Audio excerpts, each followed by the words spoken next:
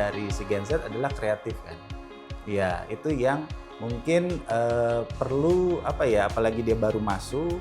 Nah, terus habis itu ketemu bosnya yang pingin dia baby boomers, pingin dia overtime tiap hari gitu ya. Udah selesai jam 5 selesai, disuruh overtime supaya nanti presentasi besoknya, hariannya itu semuanya tampilnya perfect gitu ya. Jadi dari masalah hormon stres yang terlalu tinggi saja itu bisa mengganggu ke semua itu. Yang tadinya dia habis perjalanan penyakitnya dia ada diabetesnya, terus dia senang sekarang diabetesnya nggak ada, padahal fungsi ginjalnya menurun. Jadi ketika ada HRD forum biasanya kami melakukan edukasi, kami biasanya ajak dokter bayi juga sih untuk bisa mengedukasi para HRD nih bahwa memang harus disupport oleh perusahaan saja gitu. Jangan sampai nanti karyawannya sebenarnya sudah aware terkait kesehatan kerja tapi dari HR atau manajemen perusahaannya tidak support.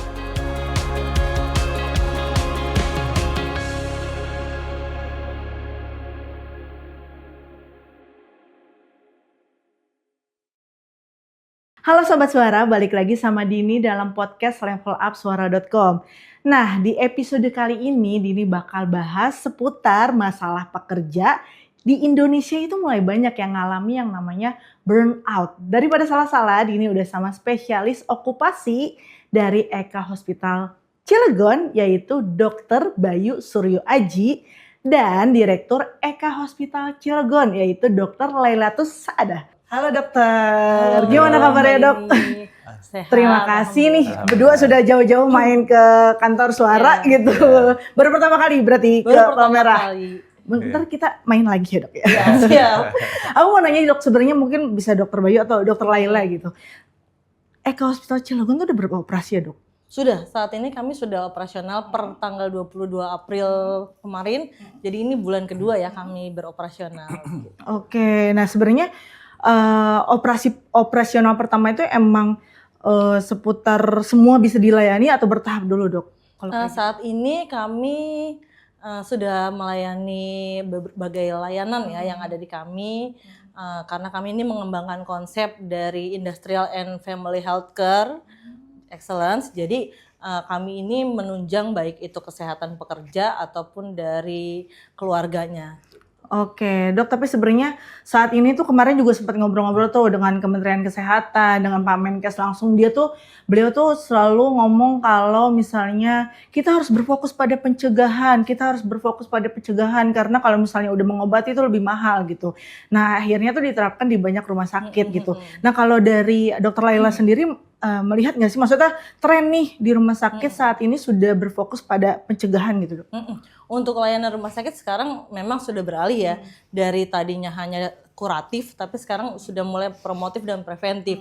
Namun memang untuk di Indonesia sendiri ya sebenarnya masyarakat ini masih kurang aware terhadap pencegahan. Jadi lebih ke pengobatan, padahal pencegahan kan itu pasti harusnya lebih nyaman, lebih mudah, lebih ekonomis juga. Yang mungkin ya menurut saya sih dikarenakan kalau kita bicara pencegahan itu tidak langsung dirasakan manfaatnya. Tapi kalau memang bicara pengobatan, jadi masyarakat yang sakit datang ke rumah sakit, dia berobat, setelah dia konsumsi obat keluhannya berkurang. Nah karena keluhan berkurang itu jadi manfaatnya langsung terasa. Mungkin itu yang kenapa masyarakat kurang aware terhadap pencegahan, karena pencegahan kan butuh proses panjang untuk merasakan manfaatnya, beda dengan pengobatan. Oke, kalau pengobatan saat itu juga minum obat sembuh gitu ya udah gitu. Kalau misalnya nggak sakit ya udahlah nggak usah. Padahal kan check up itu penting ya dok ya gitu. Itu jadi PR kami sebagai tenaga kesehatan untuk mengedukasi masyarakat. Oke, terkait dengan pencegahan kan identik banget sama medical check up yang saat ini tuh banyak banget perusahaan yang udah menerapkannya sama karyawan-karyawannya gitu, dicek gitu dok.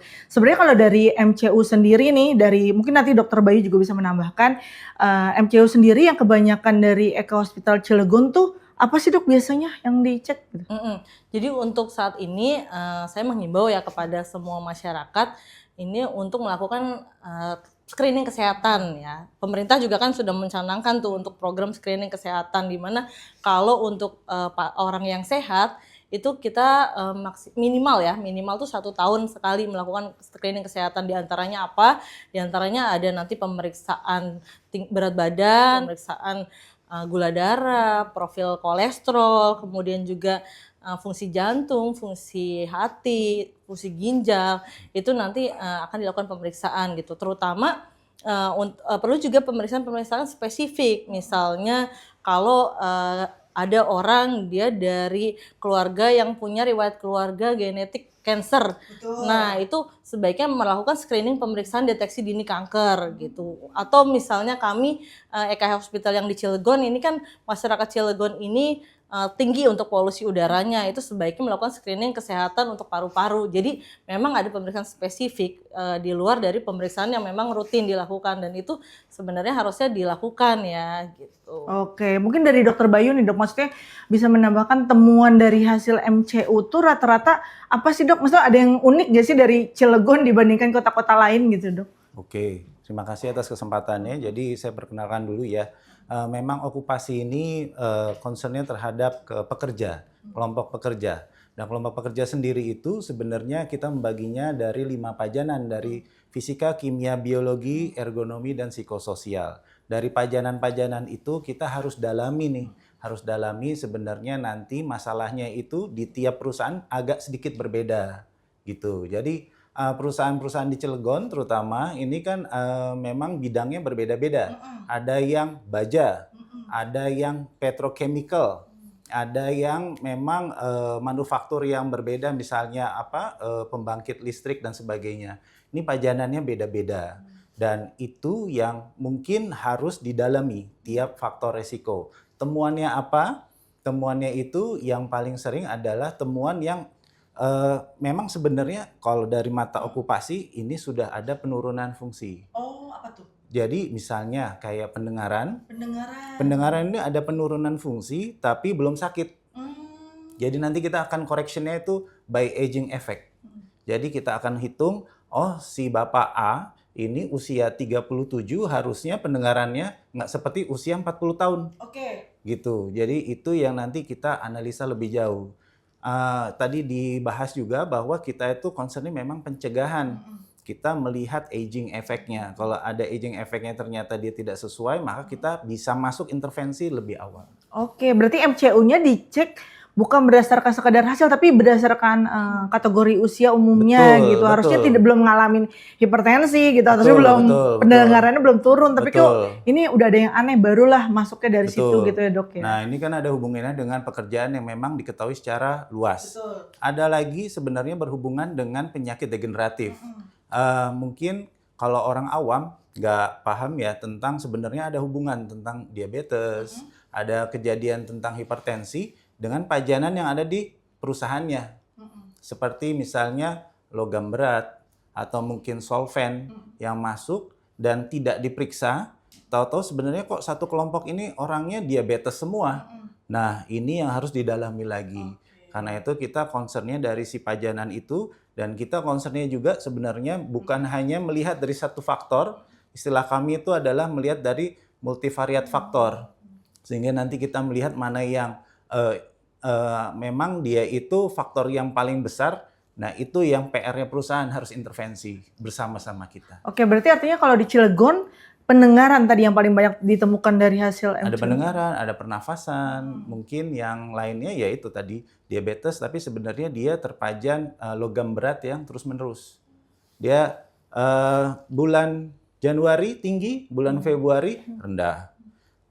Bulan berikutnya naik lagi, terus rendah lagi. Nah ini yang harus dicek secara kelompok. Nanti kita melihat concernnya tadi. Concernnya adalah pertama dari si penyakit yang memang ada hubungannya dengan pekerjaan. Dan yang kedua juga penyakit-penyakit umum yang sebenarnya bisa akibat dari pajanan pekerjaan juga. Berarti rata-rata pekerja Dok, maksudnya yang ngalamin tadi kurang pendengaran sama paru itu pekerja ya Dok ya? Pekerja, karena memang kita concernnya kepada para pekerja.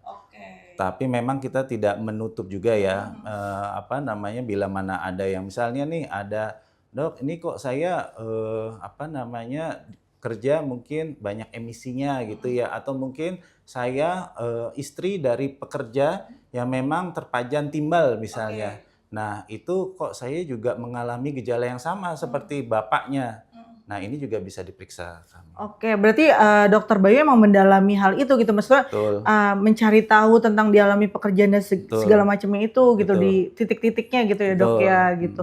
Tapi kalau dari sebenarnya kapan sih kita perlu datang ke dokter okupasi gitu? Maksudnya kan kita jarang, aku aja Yes. dokter okupasi. Ya. Apa ya? Apa nanganin masalah apa namanya? Iya. Bed di rumah sakit yang kurang gitu Iya, apa iya, iya. gimana gitu. Sebenarnya okupasi kapan kita harus ke dokter okupasi gitu? Oke, fokus utama kita pertama adalah memang kelompok pekerja.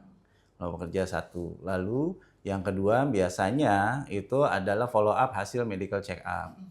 Tapi bila mana ada kondisi-kondisi tertentu yang bisa memperberat dia bekerja, nah nanti kita juga ada program istilahnya Fit to Work program. Fit to work. Fit to Work Itu apa atau tuh, Dok? Return to Work. Jadi misalnya ada pasien pasca pasang ring jantung. Dia sebenarnya pekerjaannya lapangan. Oke. Nah, dia harus ngapain nih? Apakah dari perusahaan akan menunggu dia selama setahun atau 2 tahun tetap digaji gitu ya? Oh, I see. Berarti kan tadi kategorinya bagaimana dia yang sedang habis sakit gitu istilahnya gitu supaya tetap maksimal di perusahaan Betul. tanpa mengindahkan kondisi kesehatannya Betul, gitu. betul. Fit to work ini program dari Ya, dari kedokteran okupasi itu Iya. yang memang ada di Eka Cilegon. Eka Cilegon. Programnya nanti seperti apa kira-kira Jadi Dokter Lela? Jadi kami punya layanan di poliklinik kami namanya Fit to Work Clinic, di mana nanti di poli tersebut diisi oleh Dokter Bayu sebagai dokter okupasi di kami.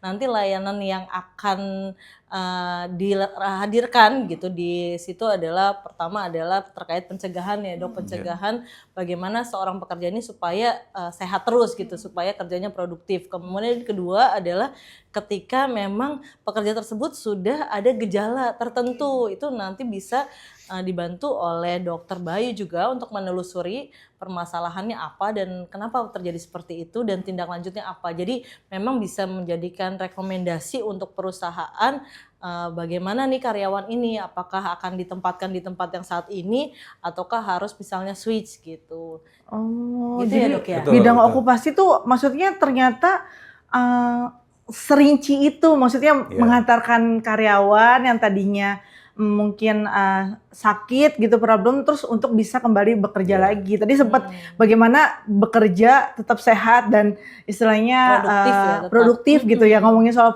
produktif nih kalau di kalangan Gen Z itu ada yang namanya burnout lah, stres lah, segala macam. Kalau di Cilegon nemuin nggak Dok? Sama burnout kayak gitu-gitu Dok? Ya, burnout ya memang itu masalah umum ya. Masalah umum yang ada di pekerja.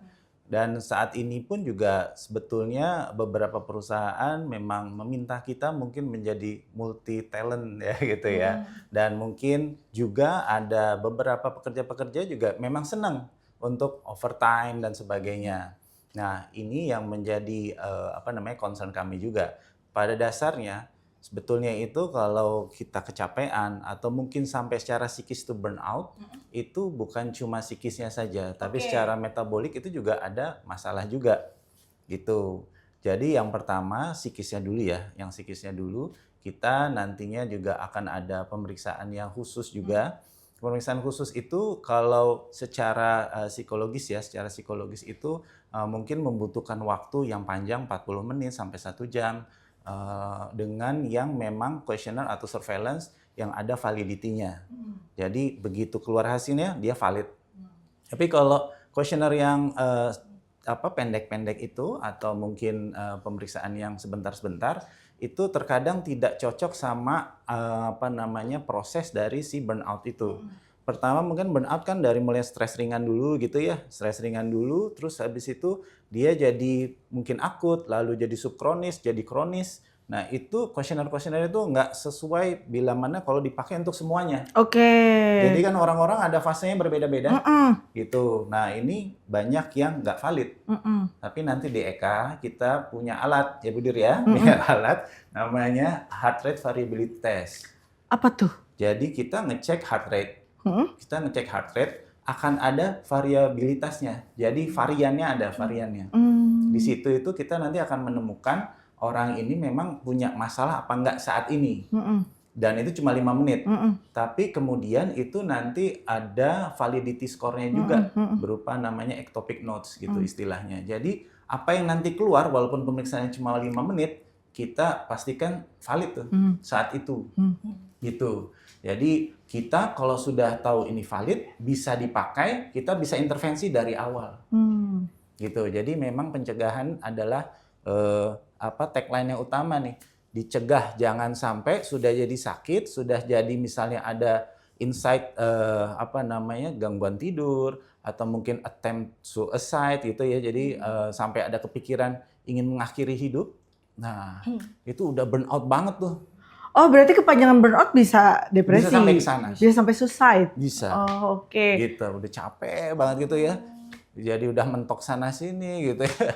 Nah, itu bisa sampai ke sana. Tapi tadi ada satu lagi tuh faktor yang bisa jadi metabolik. Apa tuh? Jadi pada dasarnya kita itu di dalam tubuh kita ada sel. Sel itu ada mitokondrianya. Nah, si mitokondria ini istilahnya buat gas remnya si sel. Gitu. Bila mana dia memang sudah burn out banget, terus habis itu dia banyak reaksi oksidatif stres yang terjadi. Gitu. Nah, kalau itu tidak ditangani, kortisolnya naik terus, itu hormon stres itu ya, kortisol naik terus, serotonin sama misalnya endorfinnya itu nggak bisa ngimbangin, maka dia selnya rusak. Oke, metabolik tadi ya. Metabolik, sel rusak itu awal dari metabolik yang tadi itu misalnya hipertensi kah, atau diabetes kah, atau yang lainnya. Oh, ternyata larinya tidak hanya ke mental, tapi juga kondisi fisik, hipertensi dan penyakit-penyakit metabolik tadi lainnya. Jadi gitu. menambahkan penjelasan Dokter Bayu ya Kak Dini. Jadi di Eka Hospital Cilegon, kami betul tadi kata Dokter Bayu, nanti Dokter Bayu akan melakukan penanganan sampai ketemu nih diagnosanya apa.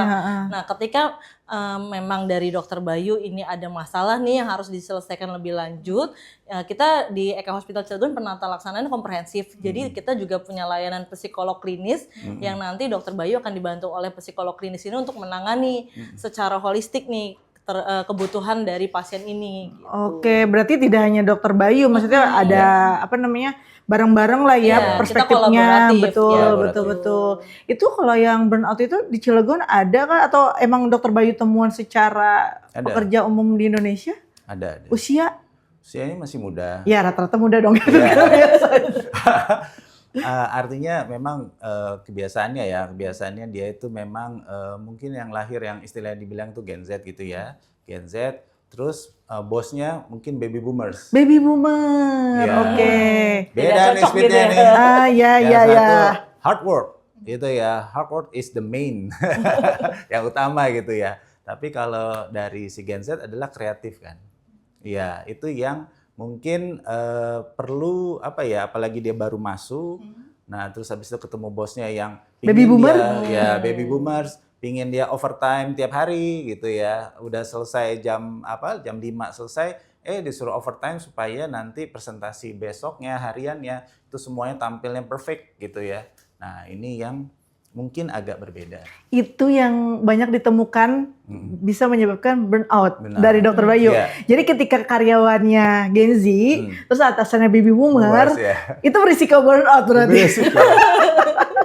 Berarti kalau milenial posisinya di mana Dok? Itu kejepit dong. Tengah-tengah ya. Tengah-tengah. Mengimbangi, ngasuh baby boomer, ngasuh Gen Z, terus menyimak nasihat dari baby boomer gitu. Kalau milenial itu ramai juga Dok gitu. Nah tapi kalau dari sisi pencegahannya, kalau dari Eka Hospital itu gimana sih Dok? Maksudnya dari sisi burnout-nya, terus pelayanan ke pekerjaannya itu gimana? Jadi kami punya yang namanya screening kesehatan ya, di mana namanya medical check up ya. Gitu. Jadi di medical check up itu masyarakat harapannya bisa melakukan screening kesehatan. Jadi jangan datang ke rumah sakit ketika sudah sakit, justru datanglah pada saat kondisi tubuh kita masih sehat gitu. Karena ketika kita bicara kesehatan, harusnya itu bukan bicara tentang bagaimana mengobati, tapi bagaimana menjaga kualitas hidup kita supaya memang bisa lebih produktif terus. Nah, masalahnya nih Dok, kalau mungkin Dokter Bayu juga sering nemuin gini, banyak orang yang kayaknya gue sehat deh gitu, tetap berangkat kerja tapi jadi nggak produktif gitu kan. Itu kira-kira penyebabnya apa ya Dok? Nah agak pelan nih saya. Oke, ini curhat ya. Bisa jadi begitu.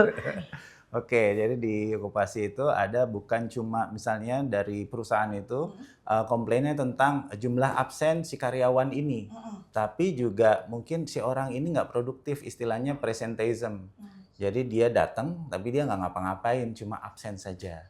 Nah, itu biasanya ya akan dilakukan pemeriksaan lebih lanjut.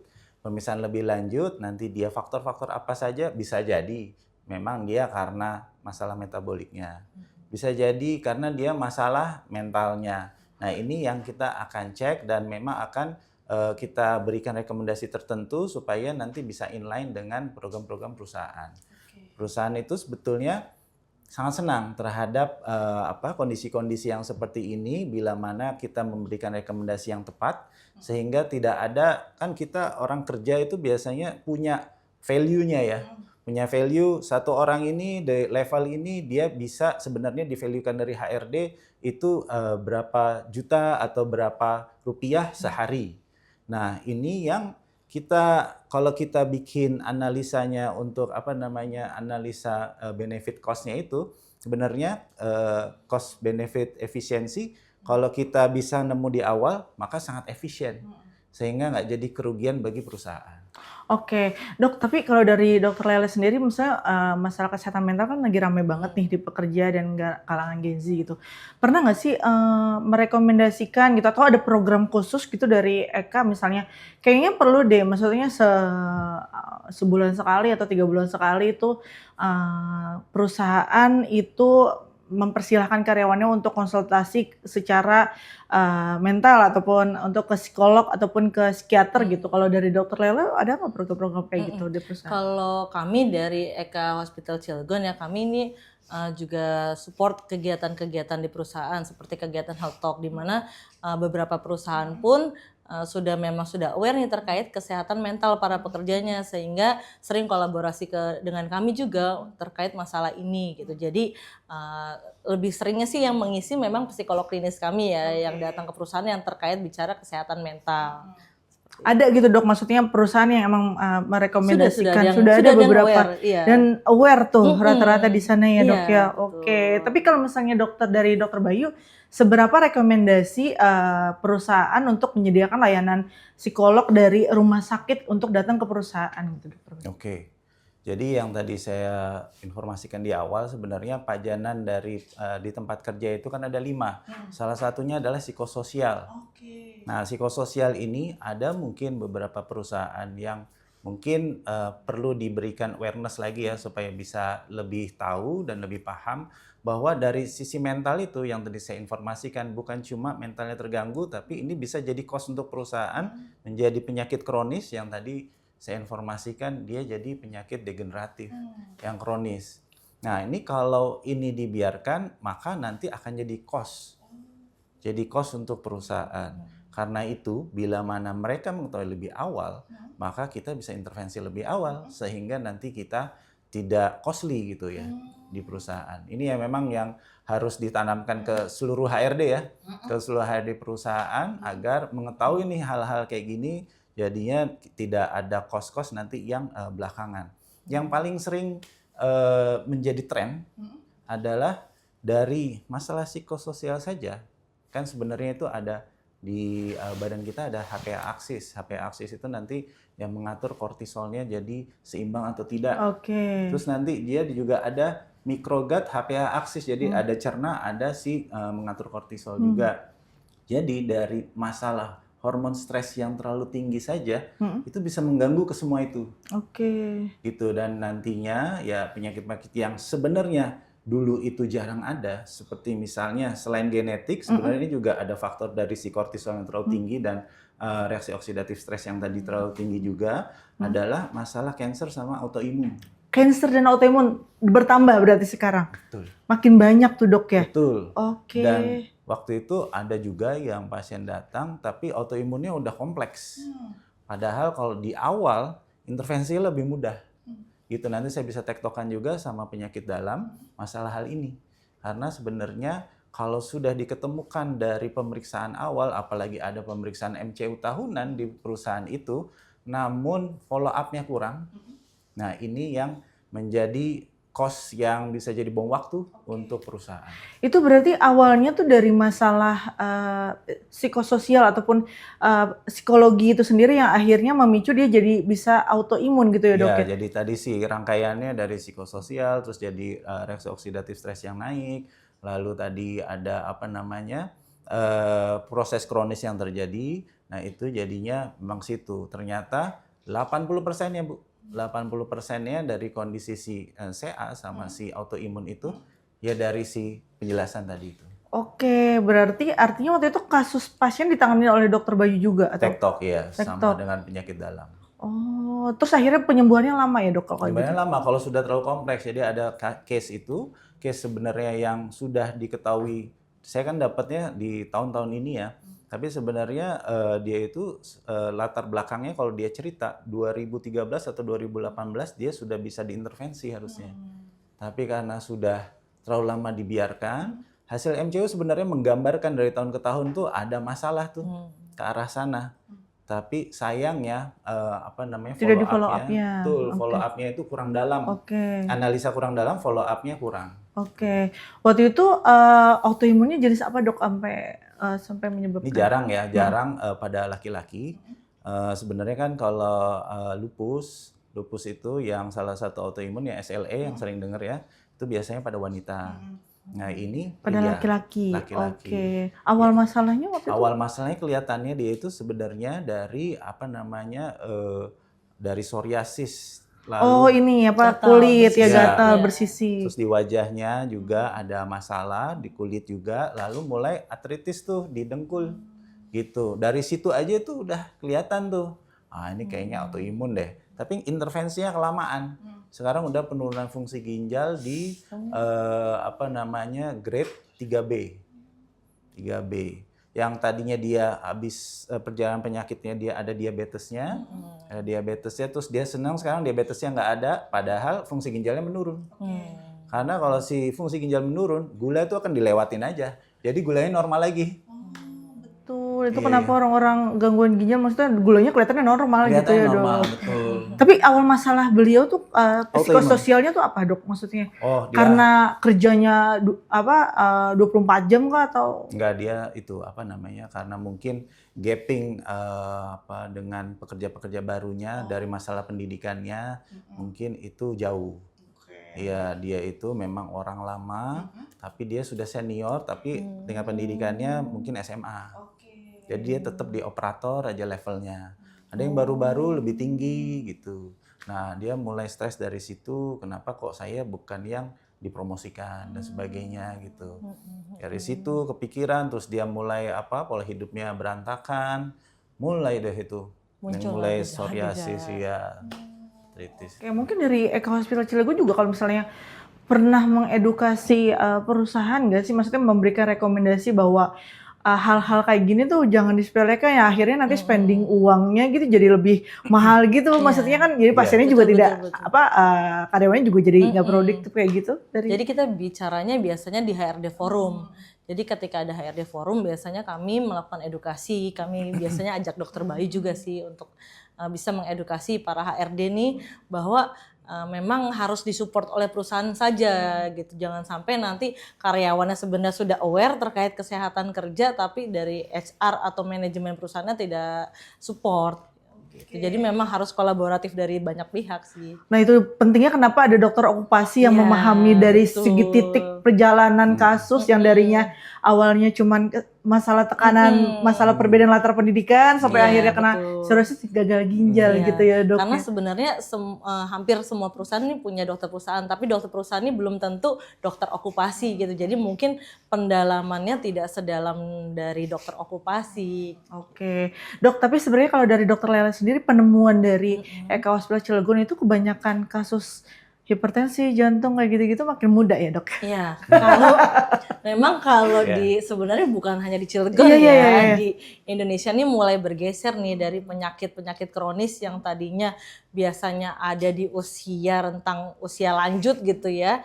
Ini sekarang beralih nih, bergeser ke usia 30-an, bahkan ada yang usia 20 udah kena penyakit jantung seperti itu hipertensi, diabetes. Itu menurut kami sih dikarenakan ada perubahan gaya hidup ya. Jadi gaya hidup ini sangat mempengaruhi di luar masalah genetik. Jadi saat ini semua orang tuh rata-rata kan seperti kita inilah bekerja di depan laptop, kurang aktivitas fisik.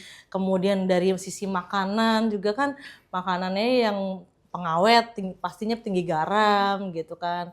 Kemudian makanan junk food itu kan pasti tinggi lemak. Kemudian kita ngopi itu kan tinggi gula, itu dari faktor makanan. Selain itu tadi masalah stres ini pada akhirnya dia akan berpengaruh ke kualitas tidur. Orang jadi nggak bisa tidur, jadi begadang. Nah itu kan tadi seperti yang dijelaskan Dokter Bayu ya, sel-selnya jadi terganggu tuh sehingga menyebabkan lama-lama berkembang lah dari yang tadinya tidak bergejala nih nampaknya sehat-sehat nih masih muda, tapi lama-lama dia akan muncul gejala, terus lama-lama menjadi penyakit kronis yang memang muncul. Gitu. Oke, berarti tidak hanya di Cilegon, kondisi ini juga banyak dialami oleh hampir di seluruh Indonesia, mungkin ada kota-kota besar gitu ya Dok ya. Oke, tapi kalau dari sebenarnya Eka Hospital, kenapa di Cilegon sih Dok? Aku jauh di Bekasi. Iya. Jadi Eka Hospital Cilegon ini kebetulan cabang yang ke-10 di jejaringnya Eka Hospital. Di mana kenapa sih pilih lokasi di Cilegon ya? Karena memang Cilegon ini unik ya, kawasan industri besar, termasuk diperhitungkan lah ya di Indonesia kawasan industrinya, ribuan pekerja di sana juga. Selain pekerja juga tentunya ada keluarganya. Nah seperti yang tadi masalah yang kita kembangkan nih konsepnya Industrial and Family Healthcare Excellence, ini kan kesehatan pekerja tidak bisa dipisahkan daripada kesehatan keluarga. Karena apa? Karena ya pekerja adalah bagian dari keluarganya. Kalau misalnya pekerja itu dia sehat secara fisik ataupun mentalnya pasti lebih produktif. Kalau pekerja ini lebih produktif karena dia juga tulang punggung keluarga, pasti akan menciptakan keluarga yang pastinya sehat dan juga sejahtera. Nah, keluarga yang sehat itu apa sih? Cerminan dari apa?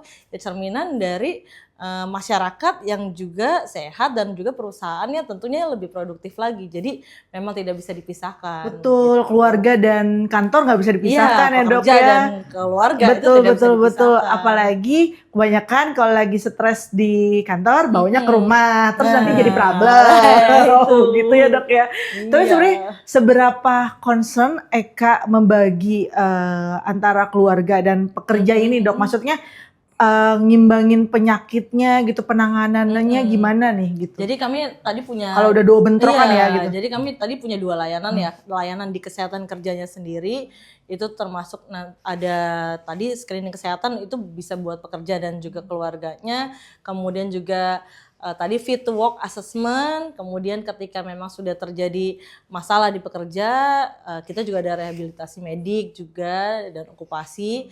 Kemudian juga untuk layanan keluarganya kita di Eka Hospital Cilegon cukup lengkap dan terintegrasi, mulai dari itu layanan OPSGIN atau kesehatan ibu, kesehatan anak, penyakit dalam, jantung, bedah, dan itu menunjang secara komprehensif baik untuk keluarga ataupun untuk pekerjanya tadi. Oke, menarik dari omongan Dokter Laila, Dokter Bayu, yang ternyata keluarga tidak bisa dipisahkan dari pekerja. Betul. Sebenarnya ada nggak kasus di mana pekerja keseringan bawa masalah pekerjaan sampai ke rumah ataupun sebaliknya dari masalah rumah sampai ke kantor, jadinya nggak benar nih produksi. Mungkin kisah-kisah kayak gitu Dok yang bisa kita aware dan cara menangani ini gimana Dok? Oke.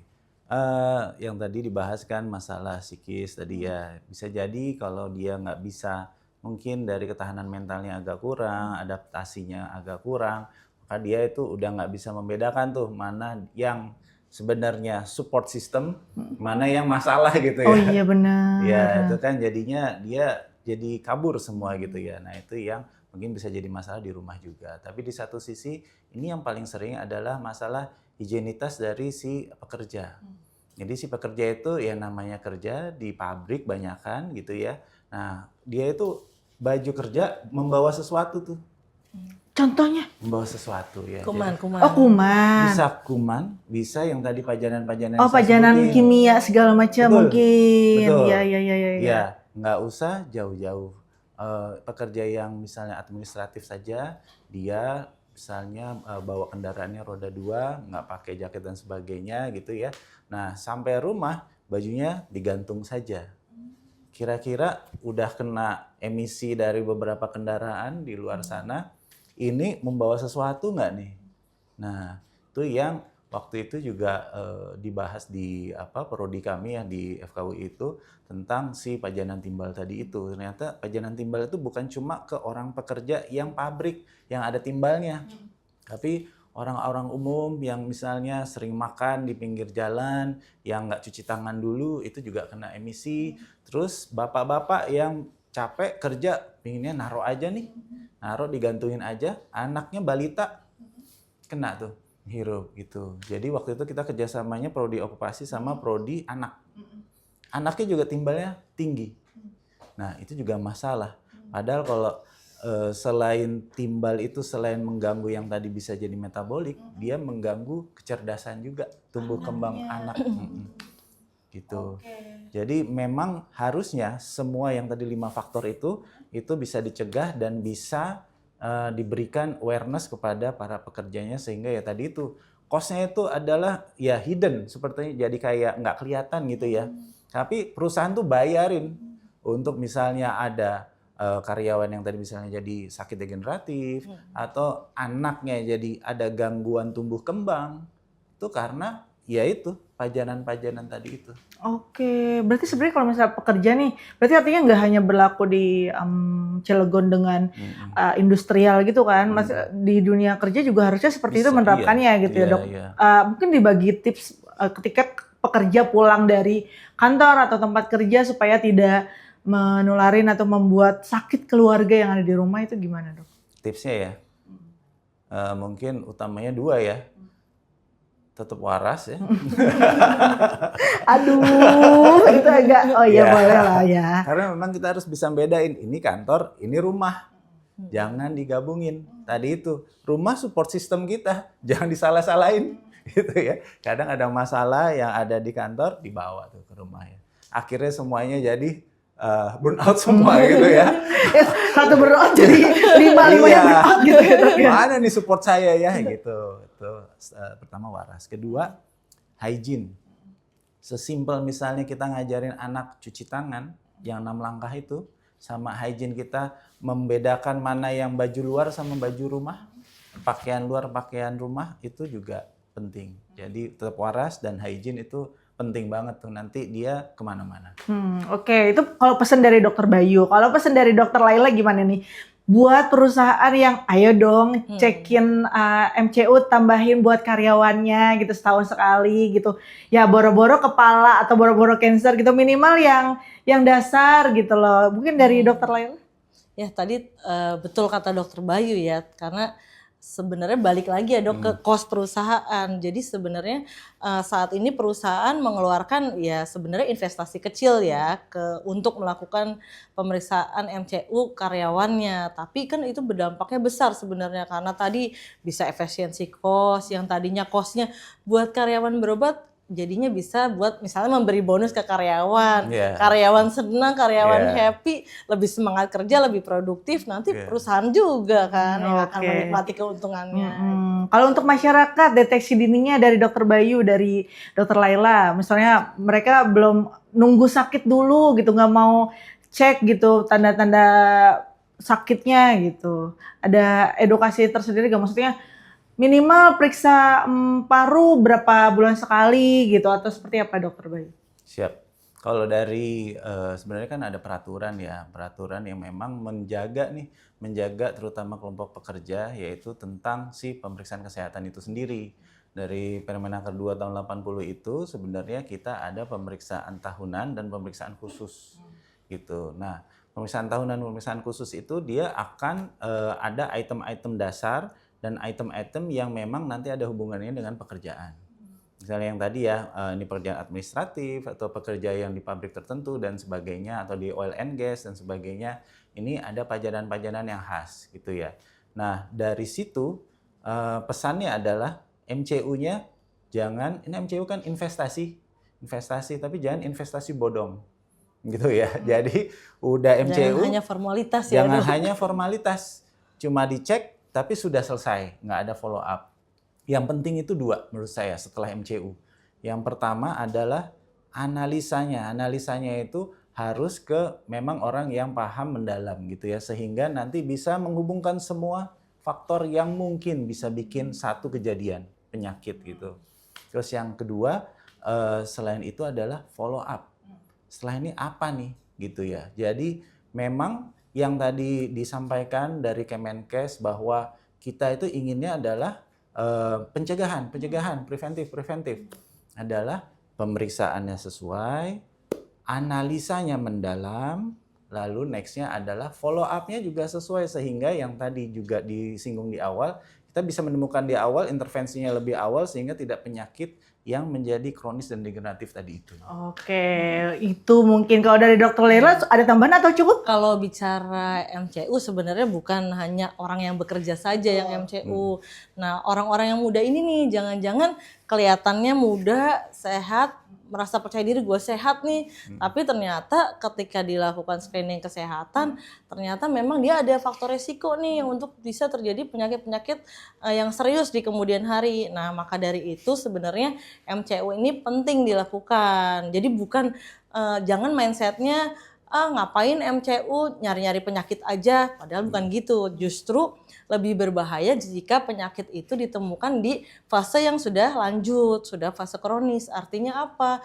Artinya ada keterlambatan dalam penanganan, karena semua penyakit, hampir semua sih saya bicaranya ya, itu tingkat keberhasilan terapi itu lebih baik ketika ditemukan di awal daripada ditemukan sudah fase lanjut atau sudah berlangsung kronis. Itu lebih sulit dalam mengobatinya gitu. Jadi sebenarnya untuk pencegahan dengan melakukan screening kesehatan atau medical check up ini sebenarnya kan sudah mudah saat ini. Semua juga mulai dipermudah lah ya, mulai dari pendaftarannya sudah elektronik, sudah digitalisasi, online semuanya. Kemudian kita melihat hasil pemeriksaan pun bisa dilakukan dengan online, sampai reminder untuk pemeriksaan berkala jadwal berikutnya sudah online. Jadi sebenarnya masyarakat sudah tidak ada kata malas lagi harusnya untuk melakukan screening kesehatan. Udah gitu alatnya sekarang kan sudah canggih-canggih, jadi pemeriksaan pasti lebih akurat dan lebih cepat gitu. Jadi harusnya sih lebih rajin ya masyarakat untuk melakukan MCU. Sudah dipermudah, gitu. udah digampangin juga. Terima kasih banyak Dokter Bayu, terima kasih banyak Dokter Laila atas insight-nya. Ternyata aku baru tahu, maksudnya pencegahan itu lebih penting, yang ternyata kasusnya itu dari awalnya cuma masalah mental, ternyata bisa gagal ginjal. Oke. Nah, itu dia obrolan Dini sama Dokter Laila dan Dokter Bayu yang ternyata masalah pekerja tuh kompleks banget ya. Sekian untuk episode kali ini, sampai jumpa di episode berikutnya. Dadah!